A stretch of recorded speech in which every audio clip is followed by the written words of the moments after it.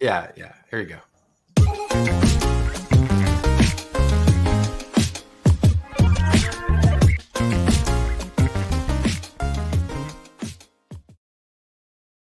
Hello, welcome to another episode of Starburst TV. Today, I have my friend Juan Sequeda joining us.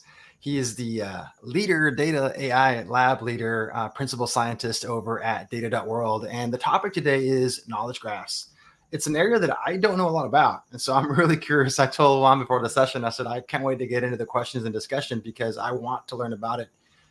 It's what's interesting about knowledge graphs, just to kind of present the topic is, they've become very popular lately with conversations around LLMs and conversations around new AI capabilities. Teams are trying to really figure out how they can kind of better understand not just a piece of data, but all their data, and vectorized databases and knowledge databases, or just graph databases and knowledge graphs have become popular because this is the way to understand these similarities if you're looking at the vector space, and relationships if you're looking at the knowledge graph space.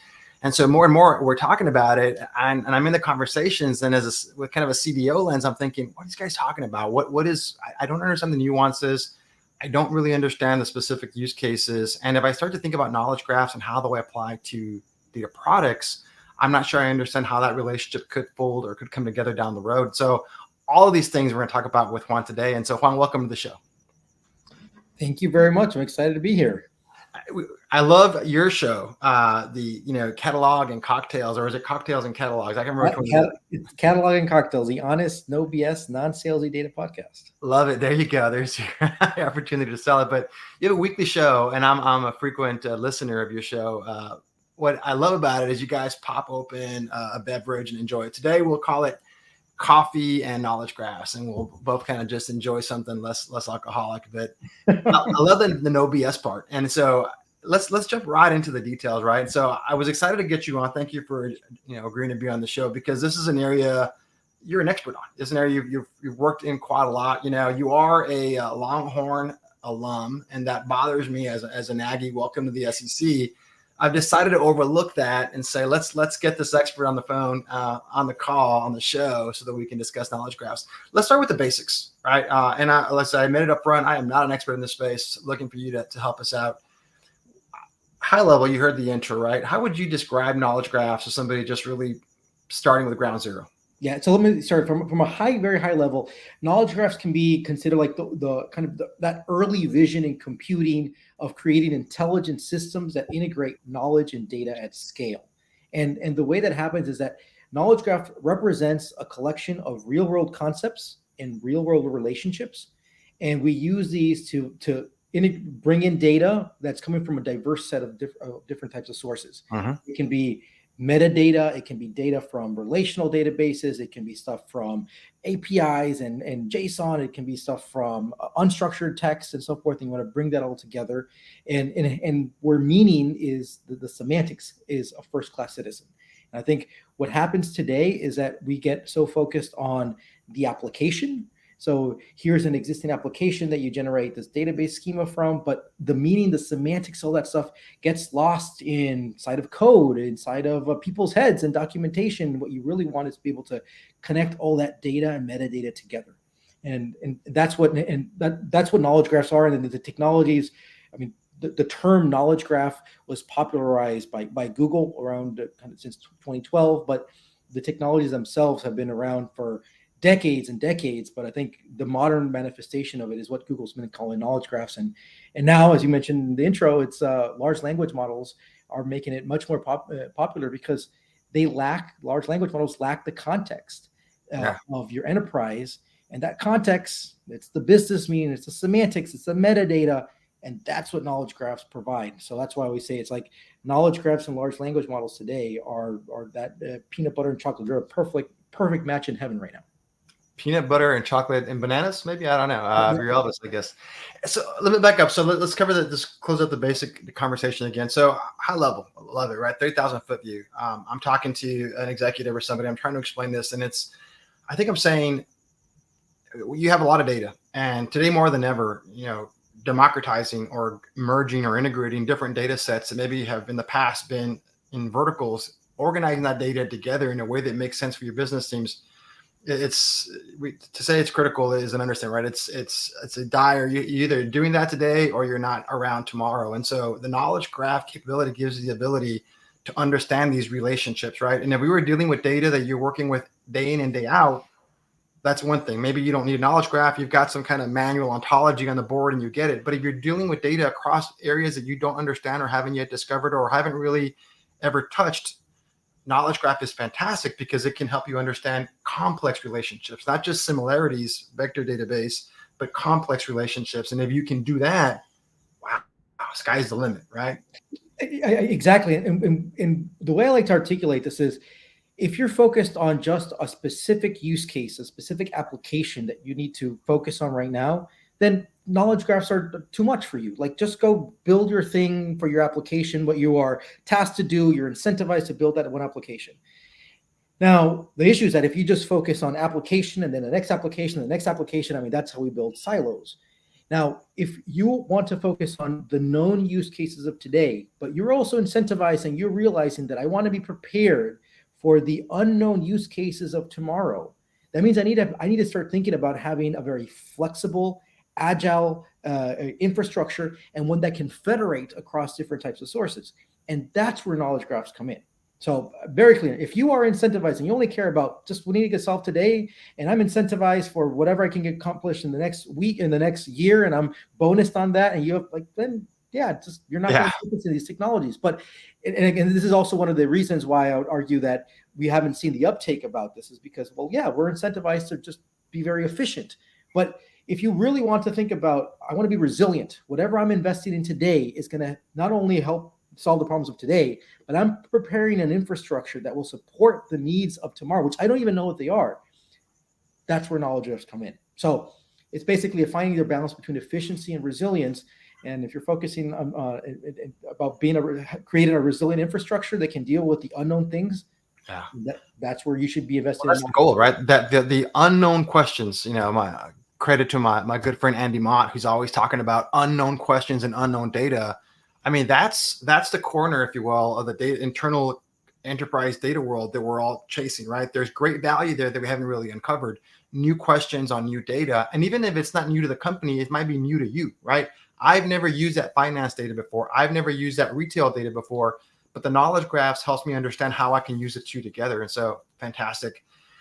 Taking that a step forward now and going back to LMs a little bit, right now, if we talk knowledge graphs, I'm thinking, it's about feeding AI ML engines. That's what they're for, but that's not true. There are a lot of different types of applications. Obviously, your catalog is based on knowledge graphs, and there are many more applications than just. So let's talk for a second about other types of applications for knowledge graphs before we jump into the exciting, sexy LLM stuff. Yeah. Okay. So remember that knowledge graphs enable you to integrate basically data metadata coming from any types of sources. So I always say your first application on a knowledge graph should be of metadata, should be a data catalog. That's why I always argue that your data catalog should be built on a knowledge graph architecture. So let's think about, remember my definition of knowledge graph, it's real world concepts and relationships within your domain. So for metadata, what are the real world concepts? Well, you have things like, I have a database. The database have tables. Tables are part of the database. Columns are part of a table, right? Then you have things like dashboards, right? BI tools. BI tools these reports are derived from our queries or tables, right? So then there's people. You say a person is a steward for a particular database, so a steward for a particular dashboard. This I'm just starting to model. Everything I described was just modeling the world of your data infrastructure. And then you say, well, I got database A, I got database B, I got database C, I got dashboard X, Y, and Z. I'm going to pull all that metadata together. And then I start creating kind of that graph, that view, my basic, imagine also like people also call it a digital twin of your data infrastructure. Love it. So now that I have that connected view, because remember, I'm grabbing metadata from all these different systems. I'm pulling in all my employee hierarchy to understand how things are people are connected. Now I want to be able to have applications such as search and discovery. I want to know what data I have, right? The typical is like, I don't even know, show me what database tables I can about this topic or these dashboards. So search and discovery is an application. Guess what? Google and all the major search engines, they run on a knowledge graph. Another type of application is you want to do governance. I want to be able to say, hey, basically define like a bunch of rules. Well, what you're doing is that you're literally querying the graph and you're saying, if you find this pattern in the graph, then add more things into this graph. For example, hey, if you have if you have PII, then add this particular status to these things. So you're like finding it as PII, and then you're adding things to the graph, saying here particular status. Data ops is another of those applications. I basically want to find the parts in the graph to figure out all the data that feeds into a dashboard. Or if I change this particular table or column, what are all the things connected to it? Who are the people I should go talk to, and so forth. So metadata is just naturally a connected problem because you're grabbing metadata from all these federated, distributed, heterogeneous sources, and you just want to connect them together. Because also, if you think about in the data world, there's like, I always consider there's like three main pillars. You move data, call it ETL, ELT, streaming, batch. You're just moving data. Then you store and compute it, right? Database, data warehouse, data lakes, lakehouse, all that stuff. And then you use the data, right? Dashboards, BI reporting, AI tools, models, so forth. So though that data just moves across that different spectrum, and you just want to keep track of it and start getting it connected. That's why metadata is naturally a graph problem. And I always argue that if you don't have a data catalog on a knowledge graph architecture, you're going to be rebuilding that anyways, because everything I just described is just about connections. So I think that's why one of the best applications, the first applications of knowledge graphs, is for metadata catalog. Love it. I wanted two questions out of that, right? One of them is, earlier we were talking about your support and for the federation approach, right? Now we're talking about moving data. Let's tackle that for a second, because I think it's another thing that I get into discussions quite a bit about. I always, as a person that has had to move a lot of data in their career, for some good reasons and some bad reasons, I understand the pain and the nightmare and the challenges that it creates, not just for the business, but for the IT teams. And so I always say, before you move it, just make sure that that's the best approach. When we talk about knowledge graphs or knowledge databases, graph databases, we're not talking about, there's no requirement to move data, right? We can virtualize across those environments, still get the same value from that knowledge graph. Yeah, so I think there's two things I want to distinguish, and this is kind of what I call the crawl, walk, and run. So in a crawling scenario in the enterprise, your first knowledge graph should be about this metadata discussed, and metadata is usually, it's not that big, right? So yeah, people can argue it's really big, but it's really not that big. And I think at that sense, what you're doing is that you are extracting all that metadata, and the metadata is small, so that you are moving it into your catalog. Now, part of the metadata also, I discussed tables and columns and dashboards, but part of that metadata is also describing your business glossary terms, right? And how business glossary terms are connected to other things. But then these business glossary terms start to evolve into what we're going to call your semantic layer or your ontologies. And so if you think about it, what would be the semantic layer of the ontology about something like an e-commerce? You have a concept called a customer, you have a concept called an order, a concept called a product, and so forth. So you want to define these things in your catalog, but then you also want to relate it to where it is in the data. And that point, I want to start creating kind of that beautiful view of my data, which is like how I would draw it on the whiteboard. Mm-hmm. But then your data is it's not structured that way. At that point, you're like, well, I don't want to move all my customers into this graph and move all my orders into that graph. And that's where virtualization definitely comes in, because you want to say, I want to be able to query my data as if it were a graph, but my data stays in whatever database it is, and you can then definitely virtualize it. Now, of course, there's going to be graph database systems will say, no, you should move my data to your graph. And like, yeah, you could. I mean, you can. It depends on the use case and stuff. But in this case, I mean, if your data is already living for managing some application, you don't want to start duplicating stuff like that. So definitely, what I would argue is two things. One, metadata that's smaller that will get into a physical same graph, and that's what a catalog would do, built on a knowledge graph architecture. But then when it comes to more of like the business knowledge graph, talking about the real world concepts that your business users care about. Your business users don't care about the dashboard per se. They care about the orders and the customers. That's that business knowledge graph that will be definitely virtualized. Yeah. And I love the concept there, because if I am only primarily looking at the metadata or moving the metadata, then I can make smarter decisions about the data that I do need. I may decide, based on this metadata and this knowledge graph, I can look at it and say, I need to integrate these data sets, these data points. But I can be very specific about what I might want to move, or I may decide I can query where it is, But at that point, that's very different than trying to do that without any kind of a knowledge graph or any kind of a catalog. That's the way we used to do it, is give me everything. I'm not sure what I need. Just give me the whole thing, copy it over here, and then I'll figure out once I get it over here, then I can analyze it. You're doing all that analysis before you even move anything except for the metadata. This is like one of the misconceptions I see about catalogs is like, especially when people are within a migration effort, they say, oh, I'll bring the catalog after I migrate. I'm like, no, bring the catalog now so you know what you have and what you need. That's like, I'm going to move houses and let me move it. All the boxes I've stored for the last 10 years, I'll just move it to the new house. And then later in the new house, I'll figure out what I need. Like, that's stupid. It's like packing the truck before buying the new house. Yeah. Love it. So, all right. So let's one other kind of piece there that I want to tackle then is, I know you're a knowledge graph expert and enthusiast, but in some cases, if I'm not dealing with complex relationships, I have metadata, I've got it organized in one central place and it's working for me. I have a view of my data. I'm thinking about knowledge graphs in the future, but I'm thinking right now, this is working for me. Like I've got good metadata. I understand, or good enough. No one's got, let's be honest, no one has good, everyone's got okay metadata. We're all trying to get good, maybe get great someday. When's that pivot point for someone to say, maybe I need to start looking at, or should everybody just start looking at knowledge graphs?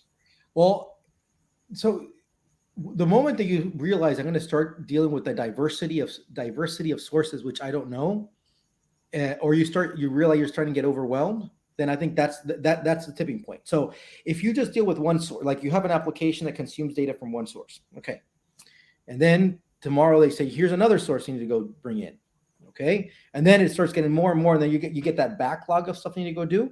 That's the moment you start realizing, wait, I'm all this knowledge work to understand what this stuff means, I'm doing it in an ad hoc way, right? You're writing a bunch of code and you don't know who's checking what that code actually means. I mean, again, this is all about the semantics. So the like when we talk about what is a customer, like, yeah, we all say, oh, there's so many different definitions of a customer, but we need to codify it. And is that meaning being just lost in code, or you're in some application code, or do we have it in a way that can be reused that other people can go understand? So I think once you start realizing you're getting a backlog of integration work, that's when you start saying, I need to be more resilient. I need to make sure that 1 + 1 is greater than 2.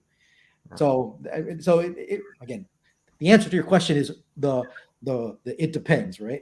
No, but I like that last part there is thinking about the questions that we're getting, right? When I start to get a backlog, which we all do have a backlog of new requests for data integration, and I pause and I look for efficiencies and say, hold on a second. I just did this again. Now I'm doing this again with a slight, there you go.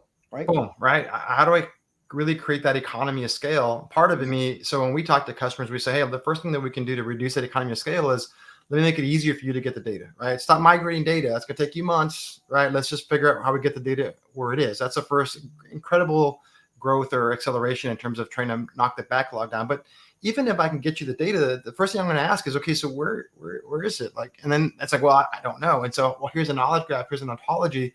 Now we can look at it. Now we can figure out not only, and at some point you start caring about where it is not the big issue, because that's the easy part. You start understanding the relationships and start asking bigger questions like, how do I use this together? And should I use it together? And if I use it together, who else can leverage it? Which takes me into data products, because if we're doing a really good job with knowledge graphs and we're starting to integrate data sets that we haven't integrated today, we start to create those patterns and say, look, this is I'm going to take that table and that column and that row, and in the knowledge graph shows that they fit really well together. And I have a lot of people using this data set together. So I'm going to create a data product and I'm going to describe it and I'm going to curate it so it's got high quality and people are confident in it. And I start to create a library of data products. Early on, when you look at a data product library, you say, okay, that's easy, great. I've got a small library with data products that I can easily find. When you get to 1,000 data products or more, I'm not sure what the right number is, but when you get to a lot, whatever that means for your company, I can almost envision down the road of having this notion of a knowledge graph of data products, right? A graph approach to the relationships between different data products, because you're going to have the same complexities. So I fully agree with you. And I think the way I've described this, so Tim Gasper and I, Tim, who's our chief customer officer at data.world, and my co-host at Catalog and Cocktails, we've defined this framework that we call for data products, ABC. So a data product should have accountability, boundaries, contracts and expectations, downstream consumers, and explicit knowledge. So accountability. So who's responsible, who fixes it when it breaks, who's on call, and everything, right? Boundaries. From a product management perspective, I should be able to draw a box. Is this thing in the box? Is it outside the box? Is it extending? Like, how is this evolving? What is my roadmap? Contracts and expectations. What are my SLAs? What are my SLOs? What are the policies? Who can use this? What was it used for? And so forth. Downstream consumers. I'm creating this product for a particular consumer that I have interviewed. I defined the requirements. So who is that consumer? What are their use cases? And what are possible next downstream consumers? And then E, which is my favorite one, is the explicit knowledge. This is what you said it, you're like, we need to describe what this thing is. What does this mean? What is the schema behind it? How can this product be connected and used with other data products? So an example to get very specific is, let's talk about the notion of what is a user. We'll say, well, a user has an ID, has a name, or has an email, has like very specific things, and even the syntax of how we're calling these things. Now, you can imagine that the concept of a user may show up in different data products. I don't want every single data product developer creating their own user schema. Mm-hmm. That is redundant work. They should be able to go to a catalog and say, hey, what is the definition of a user, and I need to have a view of this user in my particular way of how I'm going to create my data product. I need a SQL DDL. I need a JSON schema. I need whatever, right? I should be able to go off and reuse that. It's the same thing. There's no reason why I need to go off and create it, because if I do create it and then happens to have a little different syntax, I'm using it differently, and then somebody else wants to combine that data, and they're like, what the heck is going on? You're like, this doesn't match. This is the type of stuff that should be defined. And this is why when it comes to data products, I always argue, you need to find the balance of centralization and decentralization that works best for you. So there may be core concepts, core semantics that this is in the knowledge graph of what needs to be defined.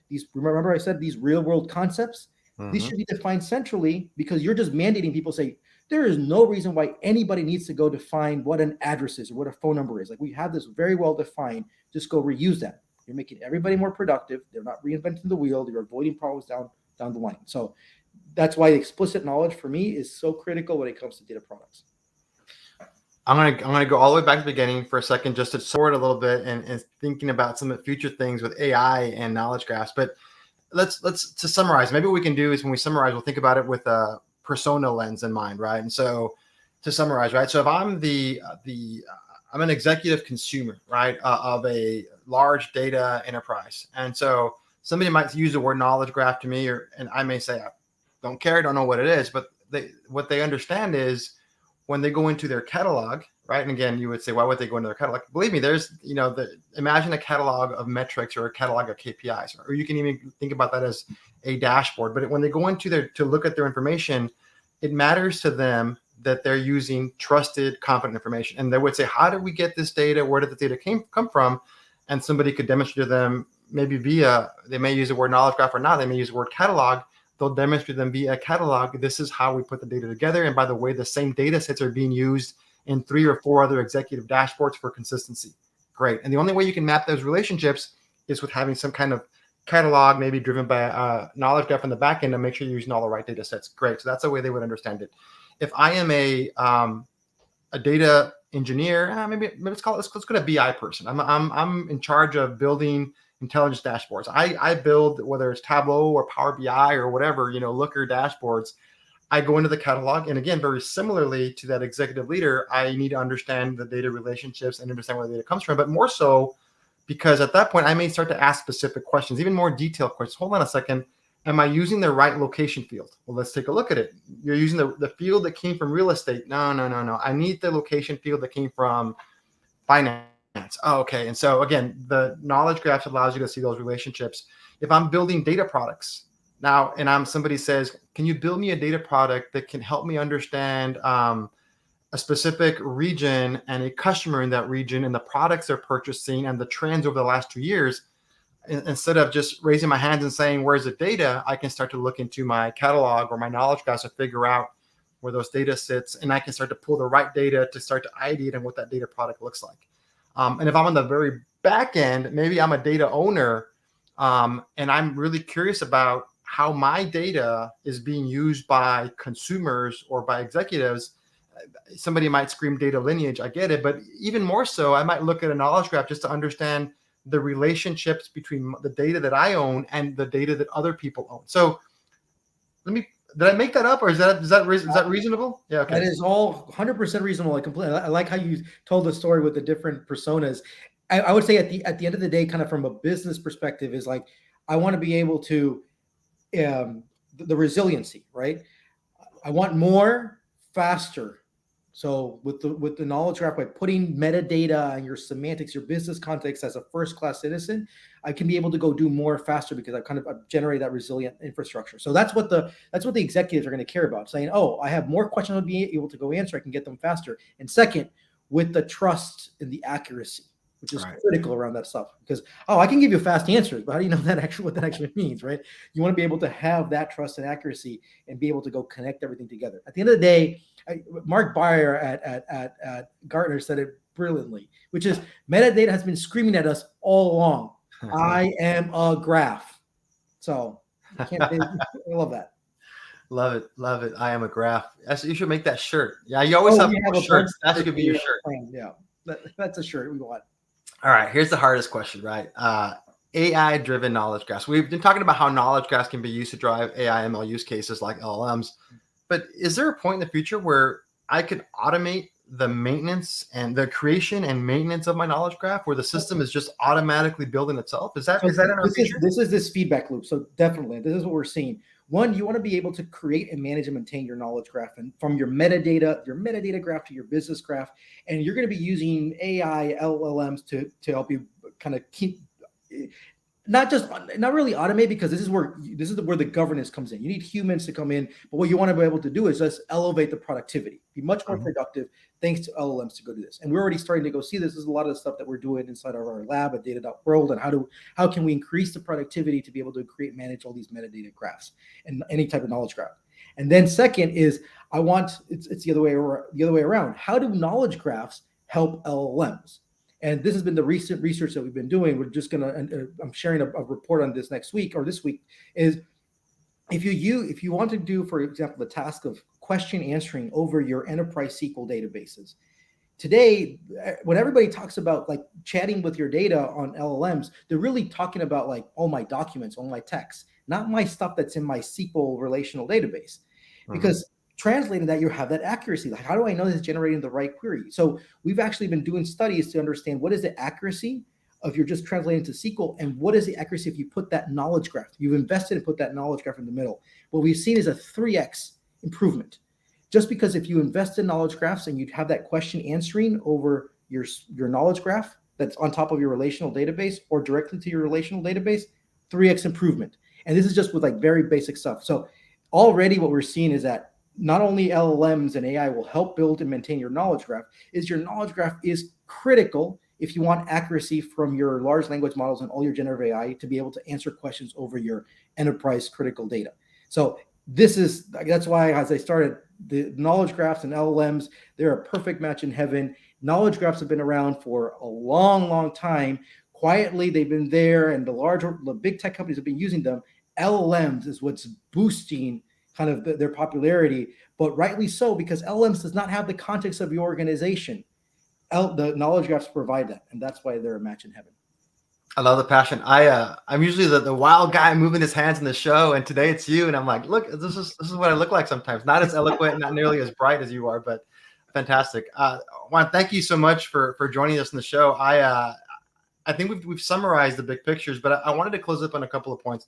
The first is, I think, from a Starburst perspective, right? So we're really interested in knowledge graphs. It's a discussion we're having quite a bit, and just with a number of different customers. We have a catalog that allows us to get a really good view of the data, and oftentimes getting a broader view, more dynamic view of that data. Maybe down the road, it's going to require something like a knowledge graph, and that's why we're so interested in the technology. As you said, it's been around for a long time, but it's hot all of a sudden, right? If all the metadata is screaming I'm a graph, then we probably should listen to it. But I think more than anything, what the consumers are screaming for is just an understanding of the relationships. And this is a really accelerated way to get there. And so what also I think the consumers are screaming for is kind of closing up or accelerating that backlog. And again, this is another way to kind of get there. So Thanks again for your time. Any closing notes, Juan? And before we I wish we had a cocktail. Maybe I'll do a cheers. Yeah, cheers. Well, no, thank you for your time. And if you want to listen more, we have all these conversations every week on cataloging cocktails. You can watch that live. And also, interested more, I have a book myself here on designing and building enterprise knowledge graphs, which if you want to learn more about it, you can get that book too. I am buying. You know what? I didn't know that. Did I know that? I need to get the book. Thank you. I will definitely get it. Cheers, my friend. Cheers.